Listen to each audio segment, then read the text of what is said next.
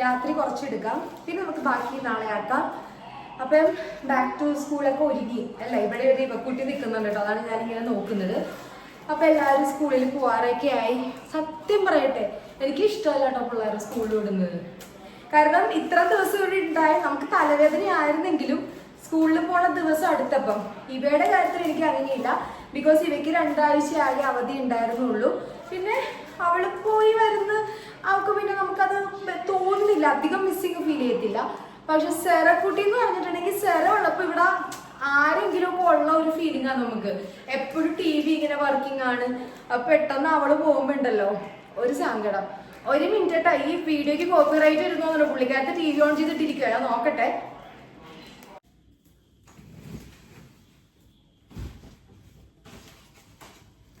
അപ്പൊ അത്യാവശ്യം ഞാൻ നമ്മളുടെ സെറയുടെ ബുക്സ് ഒക്കെ കവർ ചെയ്തിട്ടുണ്ട്, കുണ്ടോന്റെ ബുക്സ് കവർ ചെയ്തിട്ടുണ്ട്. അപ്പൊ അതൊക്കെ നമുക്ക് ബാഗിലേക്ക് നമുക്ക് ഇന്ന് തന്നെ വെച്ചേക്കാം. എന്നിട്ട് കുറച്ച് എനിക്ക് അയൺ ചെയ്യാനും ഉണ്ട്. വേറെ ഒന്നും കൂടിയിട്ടല്ല, ഇനിയിപ്പം നാളെ മറ്റന്നേം, ഇന്നിപ്പോൾ ഫ്രൈഡേ ആട്ടോ ഞാൻ വീഡിയോ എടുക്കുന്നത്.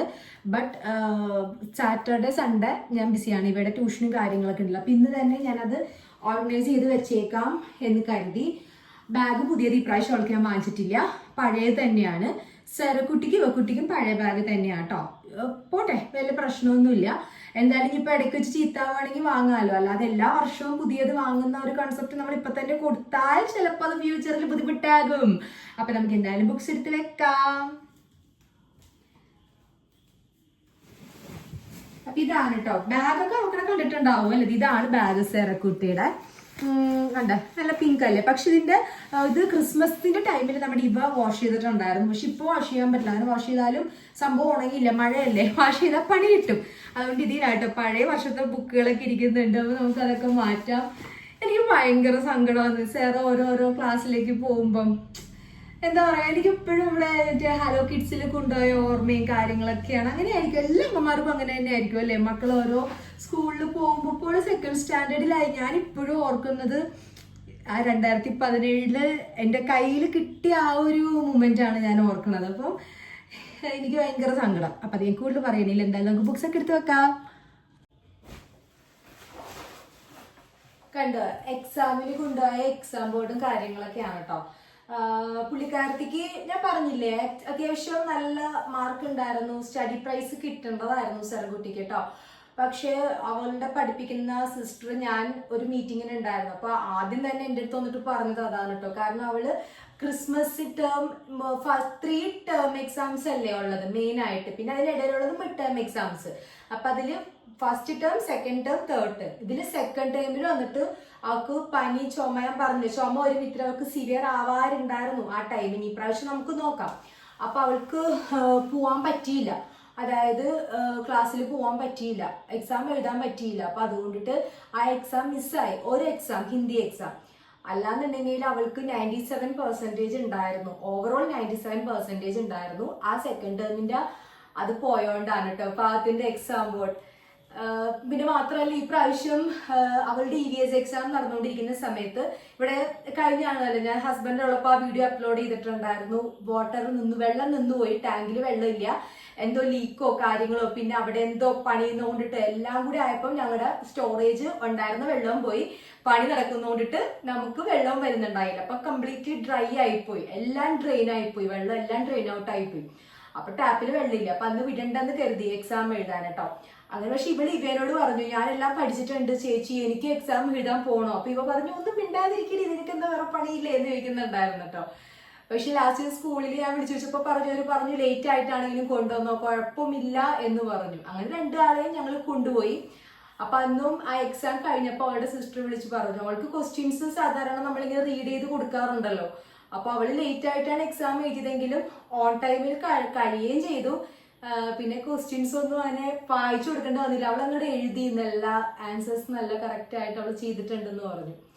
അപ്പൊ അവൾക്ക് സ്റ്റഡി പ്രൈസ് കിട്ടാതിരുന്നോണ്ട് ഭയങ്കര സങ്കടം പോയിട്ടോ പുള്ളിക്കാരത്തേക്ക്. അവൾക്ക് അതിന്റെ കോമ്പറ്റീഷൻ ഒന്നും അറിയില്ല, എന്നാലും ആ സ്റ്റേജിൽ കയറി വാങ്ങുന്ന ഒരു സന്തോഷമല്ലേ. ഞാൻ പറഞ്ഞു വിഷമിക്കേണ്ട, ഞങ്ങൾ 2 പേരും ഇതുവരെ, ഞാനും ഹസ്ബൻഡും ഇതുവരെ ഇങ്ങനെ സ്റ്റഡി പ്രൈസ് വാങ്ങണമെന്നൊന്നും പറഞ്ഞിട്ട് 2 കുട്ടികളെ ഇതുവരെയും കമ്പൽ ചെയ്തിട്ടില്ല. അത് അവരുടെ ടീച്ചേഴ്സിനും അറിയാൻ പറ്റും. അങ്ങനെ ഭയങ്കരമായിട്ട് പ്രഷർ കൊടുക്കാറില്ല. പക്ഷെ ഇവള് കുഴപ്പമില്ലാണ്ട് പഠിക്കുന്നുണ്ട്. മൂത്താൾ പഠിക്കും വലിയ കുഴപ്പമൊന്നുമില്ല. പക്ഷെ അവൾക്ക് കുറച്ചും കൂടി അധികം പഠിക്കാനുണ്ടാവുമല്ലോ ഇവയ്ക്ക്. അപ്പൊ നമുക്കിപ്പോ കമ്പയർ ചെയ്യാൻ പറ്റില്ല. അവളെ വലിയ ക്ലാസ്സിലല്ലേ, അപ്പൊ അതിൻ്റെതായ ചെറിയ ചെറിയ ഉഴപ്പും കാര്യങ്ങളൊക്കെ ഉണ്ട്. അവൾ ഉഴപ്പമല്ല, അവളിപ്പോ നല്ല രീതിയിൽ അവൾ ഹാർഡ് വർക്ക് ചെയ്യുന്നുണ്ട്. അവൾക്ക് ട്യൂഷനും പ്രോപ്പർ കിട്ടിക്കഴിഞ്ഞപ്പോൾ അവൾ ഓക്കെ ആയിട്ടുണ്ട്, വലിയ കുഴപ്പമൊന്നുമില്ല. അപ്പം സെറുവിന്റെ കാര്യത്തിൽ അങ്ങനെ ഒരു സങ്കടം ഇപ്രാവശ്യം ഉണ്ടായി. അപ്പൊ ഇത് കണ്ടപ്പോ എനിക്ക് ഓർമ്മ വന്നപ്പോ നിങ്ങളായിട്ട് ഞാൻ ഷെയർ ചെയ്തതന്നേ ഉള്ളൂ കേട്ടോ.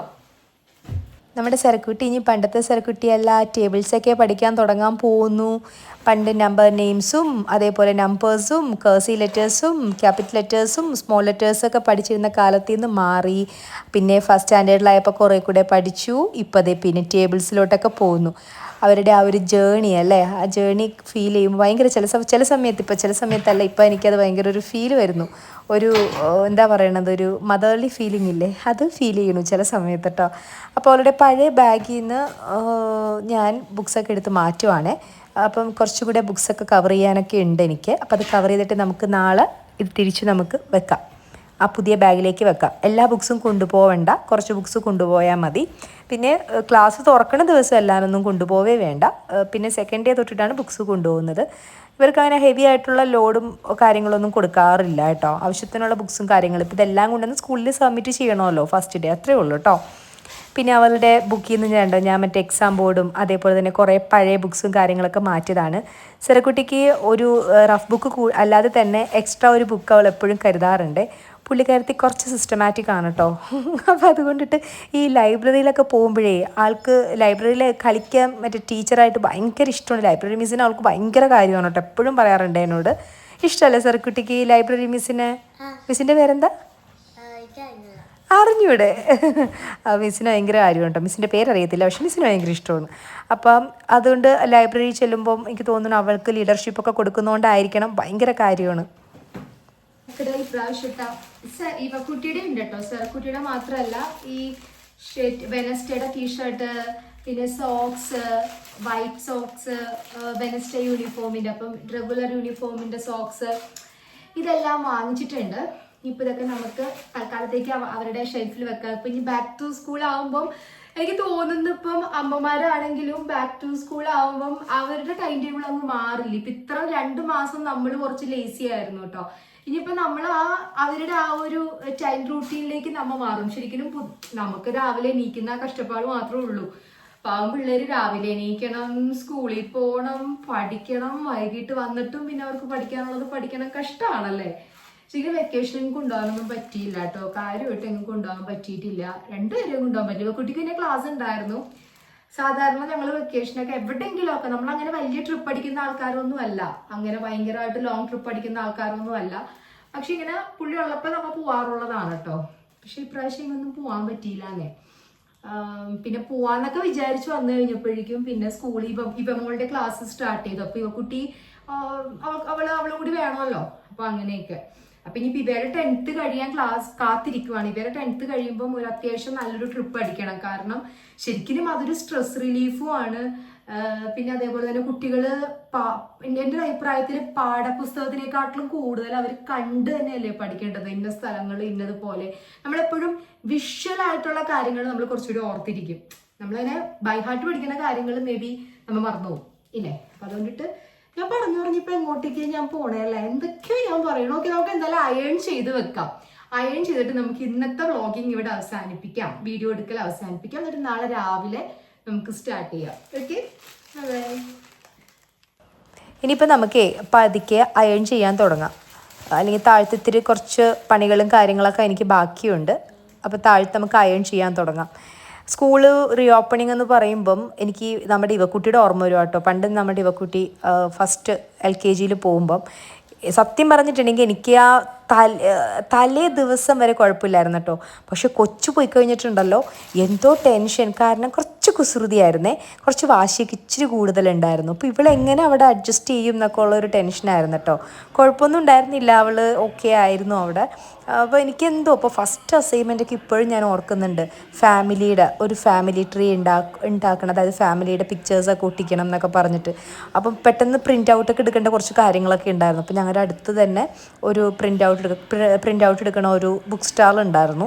അപ്പോൾ അവിടെ ചെന്നിട്ട് ഞാൻ അവൾക്ക് വേണ്ടി പ്രിൻ്റ് ഔട്ട് എടുത്തതും എനിക്ക് ആ ഫസ്റ്റ് അസൈൻമെൻറ്റ് ഞാൻ എന്താ പറയുന്നത് മോളുടെ ഓർക്കുമ്പം മറ്റേ എന്താ പറയുന്നത് ഇപ്പോൾ സെറയുടെ ഓർക്കുമ്പോഴൊക്കെ ഞാൻ ഓർക്കണം അവരുടെ ആ ഫസ്റ്റ് ഡേ അവർ വെരി ഫസ്റ്റ് സ്കൂളിൽ പോയില്ലേ ആ ഒരു ദിവസമാണ് ഓർക്കുന്നത്. സെറക്കുട്ടിയുടെ ആണെന്നുണ്ടെങ്കിൽ അത് സെറക്കുട്ടിയുടെ എന്ന് പറഞ്ഞിട്ടുണ്ടെങ്കിൽ എനിക്ക് തോന്നുന്നു ആ ദിവസം ഒരു ഭയങ്കര ഒരു എന്താ പറയണത് ഞാൻ വളരെയധികം പിടിച്ചൊരു ദിവസം. അതായത് ഒരു ആള് ഞങ്ങളുടെ ഫാമിലി തന്നെ പണി തന്നിട്ട് ആ പണി മാറ്റാൻ വേണ്ടിയിട്ട് അതായത് 8ൻ്റെ പണി ഞങ്ങൾക്ക് പാര കിട്ടി.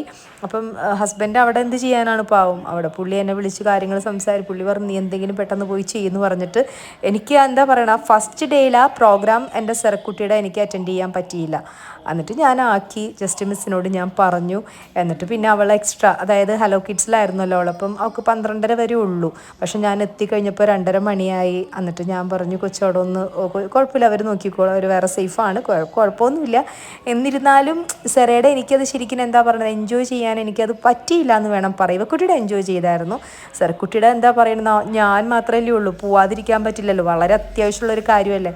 കൊച്ചവിടെ സേഫ് ആയിരിക്കും എന്ന് എനിക്കറിയാം. പിന്നെ വന്നു കഴിഞ്ഞിട്ട് ഞാൻ മോളോട് പറഞ്ഞു അമ്മ ഇങ്ങനെ അപ്പോൾ മമ്മി എന്താ അമ്മ മാത്രം ഉണ്ടായിരുന്നില്ല വേറെ എല്ലാവരും ഉണ്ടായിരുന്നു എന്നൊക്കെ ഇങ്ങനെ പറഞ്ഞു. ഞാൻ പറഞ്ഞു മോളെ സോറി കേട്ടോ എന്നൊക്കെ പറഞ്ഞിട്ട് പിന്നെ ഈ പറഞ്ഞതുപോലെ പിറ്റേ ദിവസം ഞാൻ കൊണ്ടുവന്ന് ആക്കി. അപ്പം അതൊക്കെ എനിക്ക് ഓർമ്മ വരുന്നത് ശരിക്കും എന്താ പറയുന്നത് നമുക്ക് ചില ആളുകളിൽ നിന്നേ നമ്മൾ എത്ര പോട്ടെ ക്ഷമിക്കുക എന്നൊക്കെ പറഞ്ഞാലും കിട്ടിയ കാര്യങ്ങളൊക്കെ നമുക്ക് മറക്കാൻ പറ്റില്ല. എൻ്റെ ഒരു നേച്ചർ അനുസരിച്ചിട്ടാണെങ്കിൽ എനിക്കൊരു അടി കിട്ടിയിട്ടുണ്ടെങ്കിൽ എൻ്റെ മനസ്സിൽ അത് കിടക്കും. അതായത് നമ്മൾ ഒരുപാട് സ്നേഹിക്കുന്നതുകൊണ്ടിട്ടാണ് കേട്ടോ ആ വ്യക്തികളെ നമ്മൾ ഒരിക്കലും പ്രതീക്ഷിക്കാത്തവരുടെ അടുത്ത് നമുക്ക് ഇങ്ങനത്തെ ഒരു നെഗറ്റിവിറ്റി നമുക്ക് വരുമ്പോൾ നമുക്ക് ഭയങ്കര സങ്കടമായിരിക്കും ഇല്ലേ. Good morning. അപ്പോൾ നമുക്ക് പുതിയൊരു വ്ളോഗല്ല ഗുഡ് മോർണിംഗ് അത്രേ ഉള്ളൂ. അപ്പോൾ ഞാൻ വീഡിയോയിലേക്ക് ഡയറക്റ്റായിട്ട് ഞാൻ പോവാണ് കേട്ടോ. കാരണം ഞാൻ എണീറ്റ് ചായ കുടിച്ച് ഫ്രഷായി പക്ഷെ ഇത്തിരി ലേറ്റായി.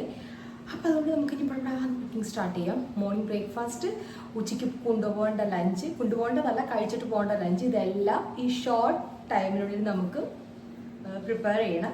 സോ നമുക്ക് വീഡിയോയിലേക്ക് പോകാം. ഓക്കെ. അപ്പോൾ നമ്മളുടെ യത്നം സ്റ്റാർട്ട് ചെയ്തു. അപ്പം ഇതിന് വേണ്ടിയിട്ട് ഞാൻ തക്കാളി റൈസാണ് ഉണ്ടാക്കിയിരിക്കുന്നത് രാവിലെ കേട്ടോ. അപ്പം ഞാൻ റൈസ് ഓൾറെഡി വേവിച്ച് വെച്ചിട്ടുണ്ടായിരുന്നു. അപ്പോൾ പിന്നെ നമുക്ക് കുറേയും കൂടി എളുപ്പമാണല്ലോ. പിന്നെ നമ്മുടെ ചെമ്മീൻ അടുത്തത്. അപ്പോൾ ചെമ്മീനുള്ള ആ ഒരു ഗ്രേവിയാണ് ഞാൻ തയ്യാറാക്കുന്നത്. അപ്പോൾ ചെമ്മീനും ഇതേപോലെ തന്നെ ഞാൻ വേവിച്ച് വെച്ചിട്ടുണ്ടായിരുന്നു.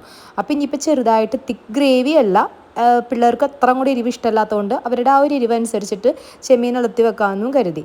വേറെ എന്നാലും ഇന്നലെ ഞാൻ അത്യാവശ്യം കാര്യങ്ങളൊക്കെ റെഡിയാക്കി വെച്ചത്. എനിക്ക് എന്നെ തന്നെ അത്ര വിശ്വാസമില്ല. കാരണം മഴക്കാലത്ത് അലാം വെച്ചിട്ടുണ്ടെങ്കിലും അലാം ഓഫ് ചെയ്ത് ഉറങ്ങുന്ന ഒരു സ്വഭാവം ഉള്ളത് കൊണ്ടിട്ട് നമുക്കങ്ങനെ ഉറങ്ങിയാൽ ഇന്ന് ശരിയാവില്ല. ഇത് ട്യൂഷനും കാര്യങ്ങളൊക്കെ ഉണ്ടല്ലോ.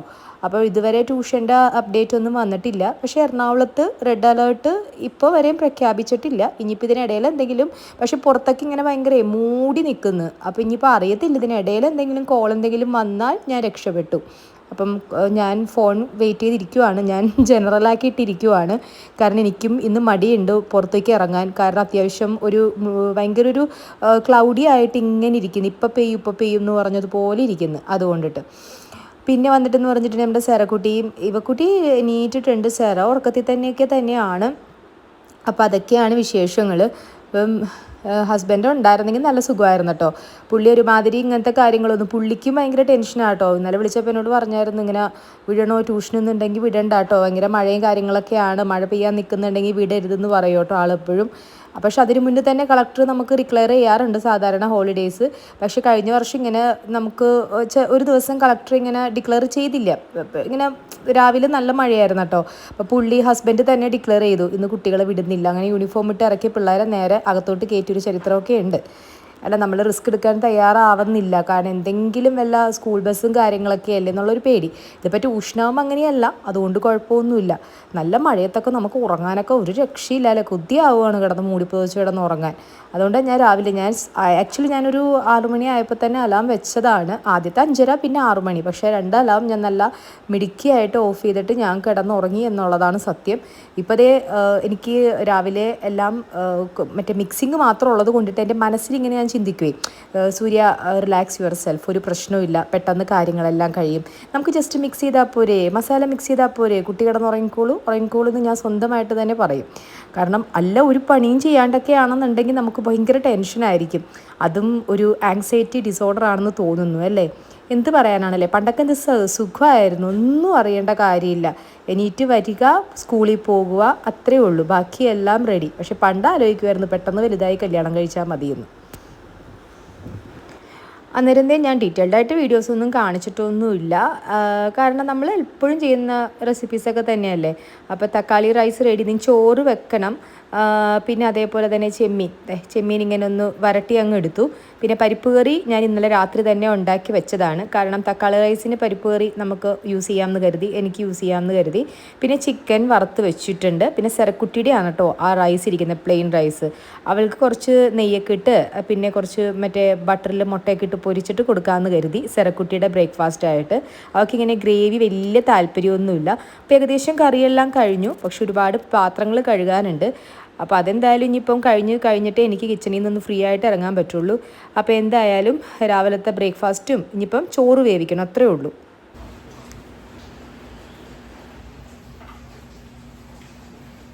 അപ്പം നമ്മളുടെ ബ്രേക്ക്ഫാസ്റ്റ് റെഡി ആയിട്ടുണ്ട് കേട്ടോ. ഞാൻ കഴിക്കുന്നത് നമ്മളുടെ പരിപ്പ് കറി, പിന്നെ തക്കാളി റൈസ്, മുട്ട പുഴുങ്ങിയത്.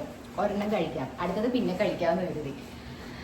അപ്പം എനിക്കിത് ഇപ്പോൾ ഒരു കോള് വന്നായിരുന്നു ട്യൂഷൻ ക്ലാസ്സിൽ നിന്നാണ്. ഇന്ന് ട്യൂഷൻ ഇല്ല, റെഡ് അലേർട്ടാണ്, സൺഡേ എറണാകുളം റെഡ് അലേർട്ടാണ്. അപ്പോൾ നമുക്കിന്ന് ട്യൂഷൻ ഇല്ല എന്ന് പറഞ്ഞു. കുറച്ചും കൂടി നേരത്തെ അറിയിച്ചിരുന്നെങ്കിൽ എനിക്ക് ഇത്ര കിടന്ന് ധൃതി പിടിക്കണ്ടായിരുന്നു എന്നെനിക്കിപ്പോൾ തോന്നുവാണ്. എന്തെങ്കിലും ആയിക്കൊള്ളട്ടെ, ഇനി കുറച്ച് നേരം ഒന്ന് ക്ലീൻ ആക്കിയിട്ട് ഒന്ന് റെസ്റ്റ് എടുക്കണം. അപ്പം അത്രയൊക്കെ ഉള്ളൂ കേട്ടോ. അപ്പം ഞാൻ ഫുഡ് എടുക്കട്ടെ കേട്ടോ. അപ്പം ഇനിയിപ്പോൾ കുറച്ചധികം പാത്രങ്ങൾ കഴുകാനുണ്ട്. പെട്ടെന്ന് സിങ്കിലേക്ക് നിറച്ചും പാത്രങ്ങൾ ഇട്ടു. അപ്പം അതെല്ലാം കഴുകി വെക്കണം. അപ്പം ഞാൻ ഫുഡ് കഴിക്കട്ടെ. പിള്ളേരുടെ ഫുഡ് ഞാൻ കഴിച്ചിട്ട് കൊടുക്കാം. Serakutty still sleeping. Okay, bye, see you. അപ്പം നല്ല മഴയും കാര്യങ്ങളൊക്കെ ഉണ്ട് പുറത്ത്. എല്ലാവരും നല്ല സേഫായിട്ടിരിക്കുക. കുട്ടികളാരും ഒന്നും പുറത്തോട്ടൊന്നും പോകരുത് കേട്ടോ, കളിക്കാൻ തെന്നി വീഴും. അപ്പം അത്രേ ഉള്ളൂ മക്കളെ. Bye, see you. Have a great day to all. By.